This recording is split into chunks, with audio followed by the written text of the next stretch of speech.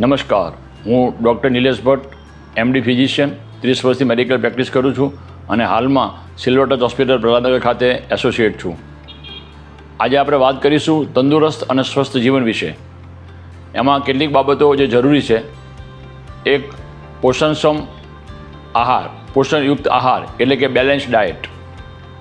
2, કસરત, વ્યાયામ, એમાં જોગિંગ, ચાલવું, દોડવું, સ્વિમિંગ વગેરે.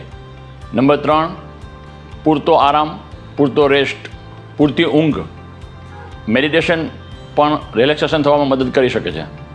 પોઝિટિવ મેન્ટલ એટીટ્યૂડ એટલે કે સકારાત્મક હકારાત્મક વિચારધારા. નંબર 5, વખતો વખત ડૉક્ટરની તપાસ કરાવી, જેથી કરીને કેટલીક બીમારીઓ જે આપણના લક્ષણો ના આપતી હોય એ બીમારીઓ આપણે અગાઉથી પકડી શકીએ છીએ અને એને સમયસર ઇલાજ કરીએ તો એનાથી આપણે બચી શકીએ છીએ. Thank you.